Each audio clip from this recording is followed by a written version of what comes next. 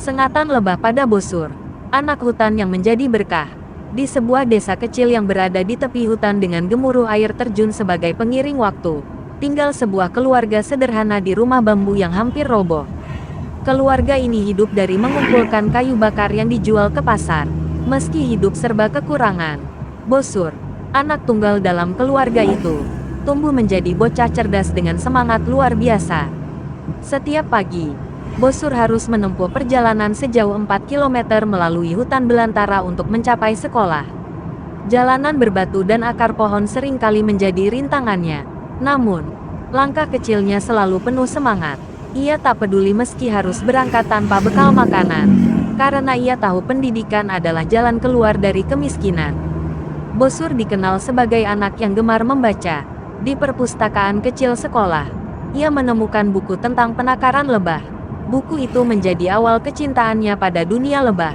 Saat anak-anak lain bermain di ladang, Bosur memilih duduk di bawah pohon besar, membaca dan membayangkan dirinya menjadi ahli madu suatu hari nanti. Hobi Bosur mencari madu hutan semakin terasa ketika ia mengikuti ayahnya ke hutan. Dengan tangannya yang cekatan, ia mulai memanjat pohon-pohon tinggi untuk mengambil sarang lebah. Meski sering kali disengat, ia tak gentar. Baginya, madu adalah emas cair yang tersembunyi di hutan. Ketika Bosur memasuki bangku SMP, kehidupannya perlahan berubah. Berbekal pengetahuan dari buku, ia meyakinkan keluarganya untuk mulai beternak lebah. Dengan modal seadanya, mereka membangun beberapa kotak kayu untuk sarang lebah di dekat rumah.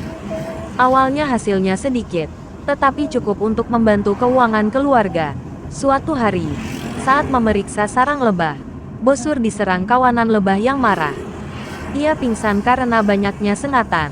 Ayah dan ibunya, yang memiliki keahlian membuat ramuan herbal dari tumbuhan hutan, segera merawatnya. Berkat pengobatan alami itu, Bosur cepat pulih. Kejadian itu tak membuatnya takut, justru ia semakin bersemangat mempelajari perilaku lebah. Usaha beternak lebah keluarganya terus berkembang. Bosur mulai menjual madu ke pasar desa dan mendapat pujian atas kualitasnya. Penduduk desa mulai menghargai kerja keras keluarga Bosur. Kehidupan mereka yang semula hanya mengandalkan kayu bakar kini mulai lebih baik. Ketika SMA, Bosur menerima kartu Indonesia Pintar KIP yang membantunya melanjutkan pendidikan tanpa biaya. Prestasinya yang gemilang membuatnya diterima di universitas ternama di kota besar dengan beasiswa penuh, mengambil jurusan peternakan. Keberangkatan Bosur ke kota menjadi kebanggaan tersendiri bagi keluarganya. Di universitas, Bosur menunjukkan bakat luar biasa.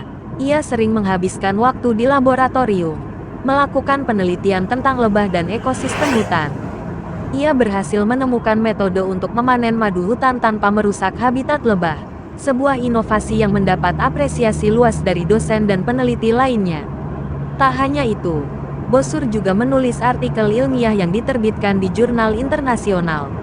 Ia lulus dengan predikat cum laude dan langsung mendapat perhatian dari pemerintah.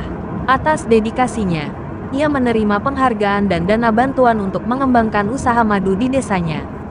Kembali ke desa, Bosur memulai proyek besar-besaran. Dengan bantuan dana dari pemerintah, ia mendirikan pabrik madu modern yang memproses madu tanpa kehilangan kualitas alaminya. Pabrik itu juga mempekerjakan penduduk desa sebagai karyawan, memberikan dampak ekonomi yang signifikan.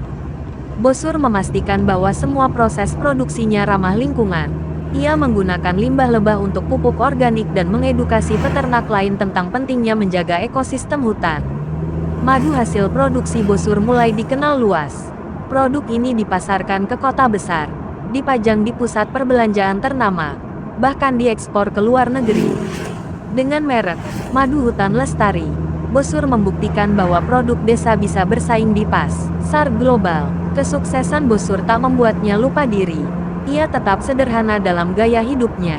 Rumah di desanya tetap dipertahankan, meski ia kini memiliki rumah mewah di kota untuk urusan bisnis. Selain menjadi pengusaha, Bosur juga aktif berbagi ilmu. Ia sering mengadakan pelatihan untuk pemuda desa tentang peternakan lebah dan kewirausahaan. Baginya, kesuksesan bukan hanya milik pribadi, tetapi harus membawa manfaat bagi banyak orang. Kehidupan keluarganya kini jauh lebih baik. Orang tua Bosur tak lagi harus mengumpulkan kayu bakar. Mereka menikmati masa tua dengan tenang, bangga melihat anak mereka menjadi kebanggaan desa. Nama Bosur kini dikenal hingga tingkat nasional. Ia sering diundang sebagai pembicara dalam seminar tentang pemberdayaan desa dan pelestarian hutan. Meskipun begitu, ia tetap rendah hati dan selalu menyebut bahwa semua ini berkat dukungan keluarganya dan penduduk desa. Suatu hari, Bosur mendapat penghargaan dari pemerintah sebagai tokoh muda inspiratif. Dalam pidatonya, ia berkata, "Hutan ini adalah rumah saya, lebah adalah guru saya, dan madu adalah rezeki yang Tuhan titipkan. Semua ini saya kembalikan untuk memajukan desa kita." Penduduk desa sangat bangga pada Bosur. Mereka merasa memiliki pahlawan yang mengangkat nama desa kecil mereka ke pentas dunia.